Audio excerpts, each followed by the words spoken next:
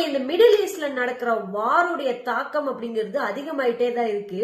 Israel டைரக்டா அமெரிக்காவை attack பண்ண முடியுமான்னா வாய்ப்பே கிடையாது. அதுக்காக அவங்க என்ன பண்றாங்கன்னா கல்ஃப் கண்ட்ரீஸ்ல இருக்கிற அமெரிக்கா பேஸ அட்டாக் பண்ணிட்டு இருக்காங்க. ஈரான்னால வேற என்ன பண்ண முடியும் அப்படின்னா ஆயிலோட ட்ரேட தடுக்க முடியும்.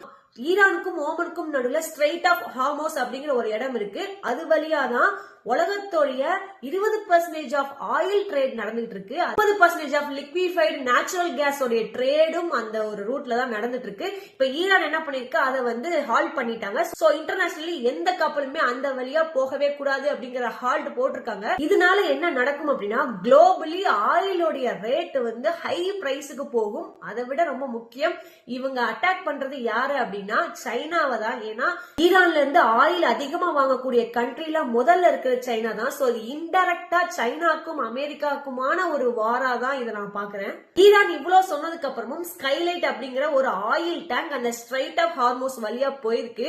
சோ அதை ஈரானுடைய ராணுவம் பயங்கரமா அட்டாக் பண்ணிருக்காங்க ஓமன் பக்கத்துல. சோ அந்த கப்பல்ல ஒரு 15 இந்தியர்கள் இருந்திருக்காங்க. அதுல கேப்டன் கூட இந்தியன் அப்படிங்கிற மாதிரி கேள்விப்பட முடியுது. சோ அவங்களுடைய நிலவரம் என்ன அப்படிங்கிறது போக போக தான் நமக்கு தெரியும். இந்த வார் அப்படிங்கிறது வெறும் 2 கண்ட்ரிக்கான வார் கிடையாது. இதனால குளோபலா நிறைய விஷயங்கள் அஃபெக்ட் ஆகும். This is Jio politics.